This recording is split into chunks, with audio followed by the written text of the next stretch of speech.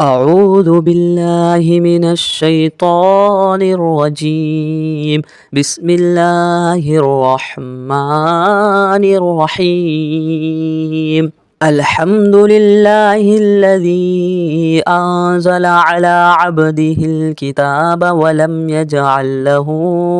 عوجا قيما لينذر بأسا شديدا من لدنه ويبشر المؤمنين الذين يعملون الصالحات أن لهم أجرا حسنا ماكثين فيه أبدا وينذر الذين قالوا اتخذ الله ولدا ما لهم به من علم ولا لآبائهم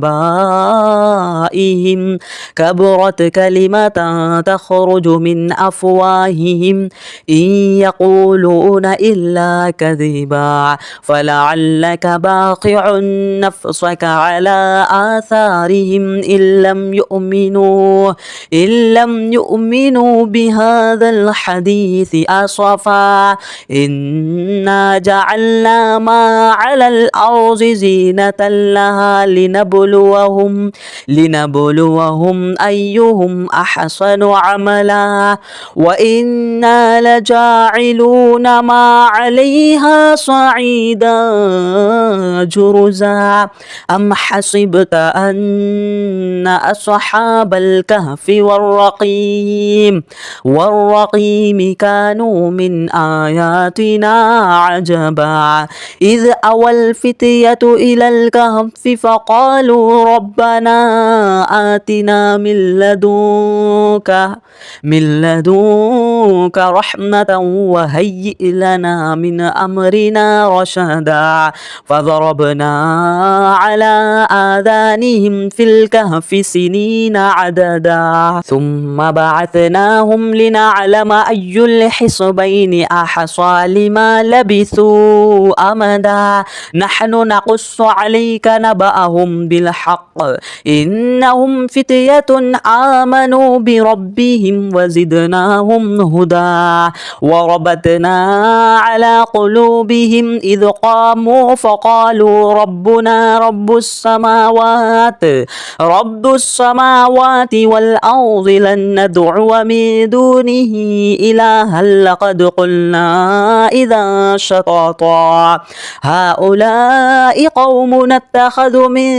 دونه آلهة لولا يأتون عليهم بسلطان بين فمن أظلم ممن افترى على الله كذبا وإذ اعتزلتموهم وما يعبدون إلا الله فأووا إلى الكهف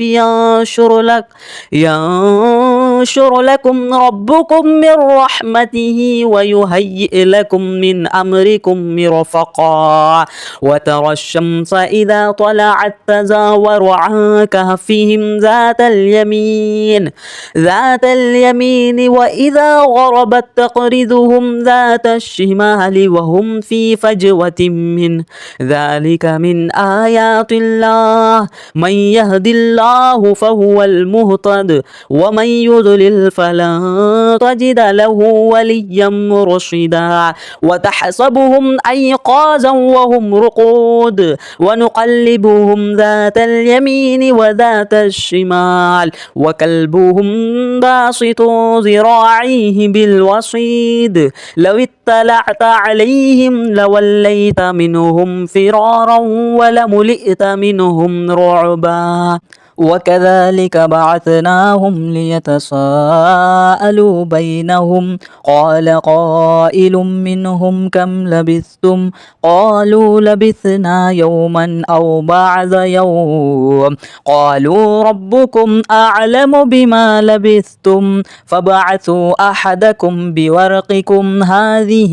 إلى المدينة فلينظر أيها أزكى طعاما السماء فليأتكم برزق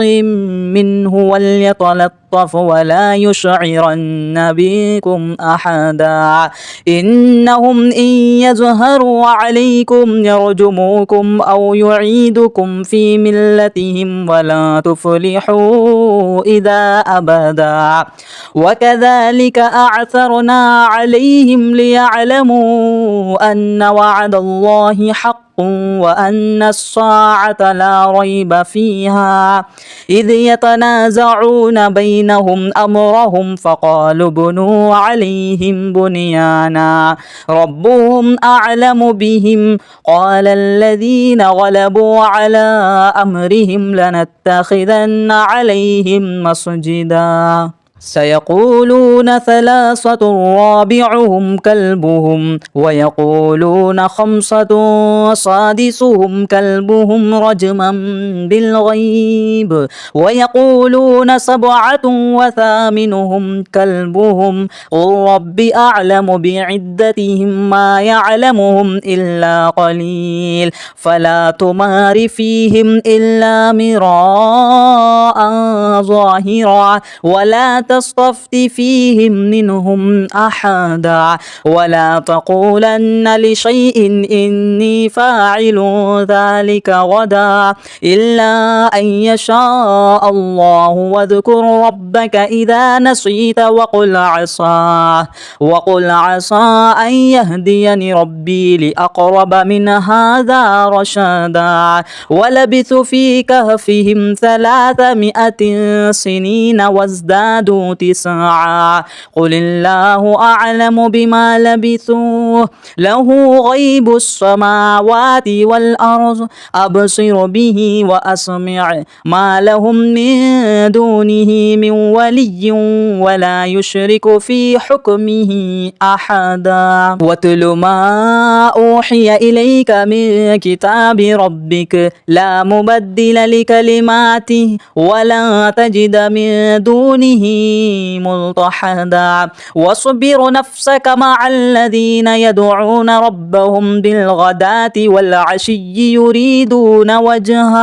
يريدون وجهه ولا تعد عيناك عنهم تريد زينة الحياة الدنيا ولا تطع من أفغلنا قلبه عن ذكرنا واتبع هواه وكان أمره فرطا وقل الحق من ربكم فمن شاء فليؤمن ومن شاء فليكفر إنا أعتدنا للظالمين نارا أحاط بهم سرادقها وإن يستغيثوا يغاثوا بماء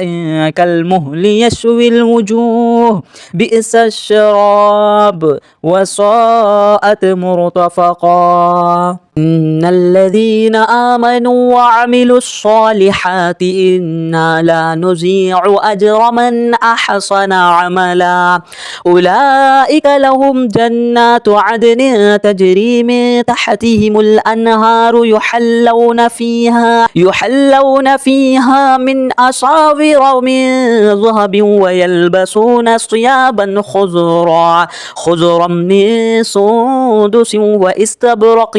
متكئين فيها على الأرائك نعم الثواب وحسنت مرتفقا واضرب لهم مثل الرجلين جعلنا لأحدهما جنتين من أعناب وحففناهما بنخل وجعلنا بينهما زرعا كلتا الجنتين آتت أكلها ولم تظلم منه شيئا وفجرنا خلالهما نهارا وكان له ثمر فقال لصاحبه وهو يحاوره أنا أكثر منك مالا وعز نفرا ودخل جنته وهو ظالم لنفسه قال ما أظن أن تبيد هذه أبدا وما أظن أظن الساعة قائمة ولئن رددت إلى ربي لأجدن خيرا منها منقلبا. قال له صاحبه وهو يحاوره أكفرت بالذي خلقك من تراب ثم من نطفة ثم سواك رجلا لكن هو الله ربي ولا أشرك بربي أحدا. ولولا إذ دخلت جنتك قلت ما شاء الله لا قوة إلا بالله إن ترني أنا أقل منك مالا وولدا فعسى ربي أن يؤتيني خيرا من جنتك ويرسل عليها حسبانا من السماء فتصبح صعيدا زلقا أو يصبح ماؤها غورا فلا تستطيع له طلبا. وأحيط بثمره فأصبح يقلب كفيه على ما أنفق فيها وهي خاوية على عروشها ويقول يا ليتني لم أشرك بربي أحدا. ولم تكن له فئة ينصرونه من دون الله وما كان منتصرا. هنالك الولاية لله الحق هو خير ثوابا وخير عقبا. واضرب لهم مثل الحياة الدنيا كماء إن أنزلناه من السماء فاختلط به نبات الأرض فأصبح هشيما تذروه الرياح وكان الله على كل شيء مقتدرا. المال والبنون زينة الحياة الدنيا والباقيات الصالحات خير عند ربك ثوابا وخير أملا. ويوم نسير الجبال وترى الأرض بارزة وحشرناهم فلم نغادر منهم أحدا وعرضوا على ربك صفا لقد جئتمونا كما خلقناكم أول مرة بل زعمتم أن لن نجعل لكم موعدا. وإذ قلنا للملائكة اسجدوا لآدم فسجدوا إلا إبليس كان من الجن ففسق عن أمر ربه أفتتخذونه وذريته أولياء من دوني وهم لكم عدو بئس للظالمين بدلا. ما أشهدتهم خلق السماوات والأرض ولا خلق أنفسهم وما كنت متخذ المضلين عضدا. ويوم يقول نادوا شركائي الذين زعمتم فادعوهم فلم يستجيبوا لهم وجعلنا بينهم موبقا. ورأى المجرمون الناس فظنوا أنهم مواقعها ولم يجدوا عنها مصرفا. ولقد صرفنا في هذا القرآن للناس من كل مثل وكان الإنسان أكثر شيء جدلا. وما منع الناس أن يؤمنوا إذ جاءهم الهدى ويستغفروا ربهم إلا أن تأتيهم سنة الأولين أو يأتيهم العذاب قبلا. وما نرسل المرسلين إلا مبشرين ومنذرين ويجادل الذين كفروا بالباطل ليدحضوا به الحق واتخذوا آياتي وما أنذروا هزوا. ومن أظلم ممن ذكر بآيات ربه فأعرض عنها ونسي ما قدمت يداه إنا جعلنا على قلوبهم أكنة أن يفقهوا وفي آذانهم وقرا وإن تدعهم إلى الهدى فلن يهتدوا إذا أبدا. وربك الغفور ذو الرحمة لو يؤاخذهم بما كسبوا لعجل لهم العذاب بل لهم موعد لن يجدوا من دونه موئلا وتلك القرى أهلكنا لهم لما ظلموا وجعلنا لمهلكهم موعدا وإذ قال موسى لفتاه لا أبرح حتى أبلغ مجمع البحرين أو أمضي حقبا فلما بلغ مجمع بينهما نسي حوطهما فاتخذ سبيله في البحر سرابا فلما جاوز قال لفتاه آتنا غداءنا لقد لقينا من سفرنا هذا نصبا قال أرأيت إذ أوينا إلى الصخرة فإني نسيت الحوت وما أنسانيه إلا الشيطان أن أذكره واتخذ سبيله في البحر عجبا قال ذلك ما كنا نبغي فارتد على آثارهما قصصا فوجد عبدا من عبادنا آتيناه رحمة من عندنا وعلمناه من لدنا علما قال له موسى هل أتبعك على أن تعلمني مما علمت رشدا قال إنك لن تستطيع معي صبرا وكيف تصبر على ما لم تحط به خبرا قال ستجدني إن شاء الله صابرا ولا أعصي لك أمرا قال فإن اتبعتني فلا تسألني عن شيء حتى أحدث لك منه ذكرا فانطلقا حتى إذا ركب في السفينة خرقها قال أخرقتها لتغرق أهلها لقد جئت شيئا إمرا قال ألم أقل إنك لن تستطيع معي صبرا قال لا تؤاخذني بما نسيت ولا ترهقني من أمري عسرا فانطلقا حتى إذا لقي غلاما فانطلقا حتى إذا لقي غلاما فقتله قال أقتلت نفسا زكية بغير نفس لقد جئت شيئا نكرا قال ألم أقل لك إنك لن تستطيع معي صبرا قال إن سألتك عن شيء بعدها فلا تصاحبني قد بلغت من لدني عذرا فانطلقا حتى إذا أتيا أهل قرية استطعما أهلها فأبوا أن يضيفوهما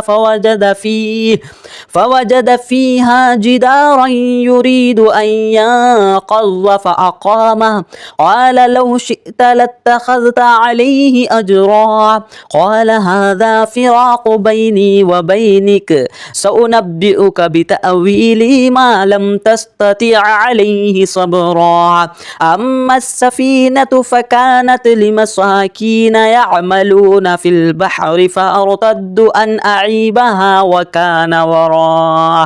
وكان وراءهم ملك يأخذ كل سفينة غصبا وأما الغلام فكان أبواه مؤمنين فخشينا أن يرهقهما طغيانا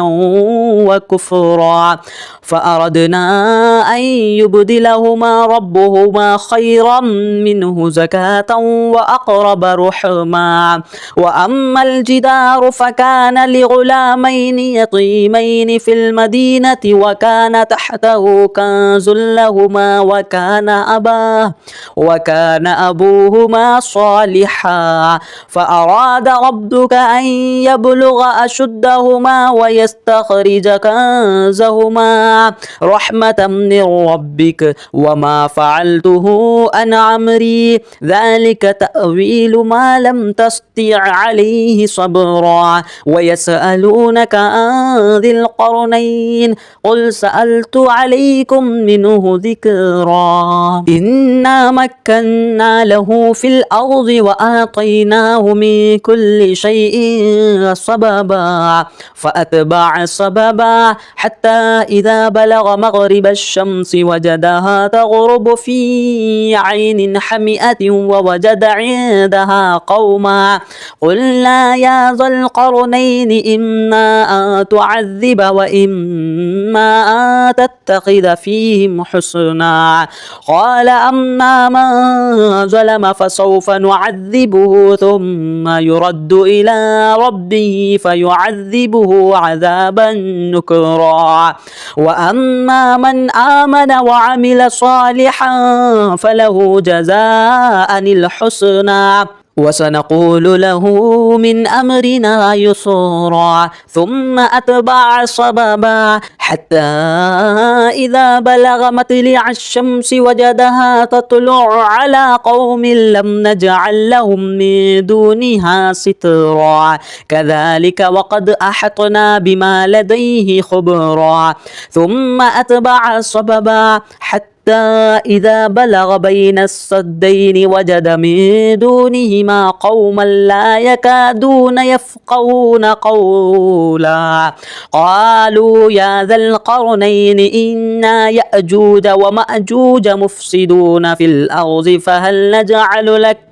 فهل نجعل لك خرجا على أن تجعل بينهما وبينهم سدا قال ما مكني فيه ربي خير فأعينوني بقوة أجعل بينكم وبينهم ردما آتوني زبر الحديد حتى إذا ساوى بين الصدفين قال انفخوه حتى إذا جعله نارا قال آتوني أفرغ عليه قطرا فما استطاعوا أن يظهروه وما استطاعوا له نقبا قال هذا رحمة من ربي فإذا جاء وعد ربي جعله دكا وكان وعد ربي حقا وتركنا بعضهم يومئذ يموج في بعض ونفخ في السور فجعلناهم جماعا وأعرضنا جهنم يومئذ للكافرين عرضا الذين كانت أعينهم في غطاء عن ذكري وكانوا لا يستطيعون سمعا أفحسب الذين كفروا أن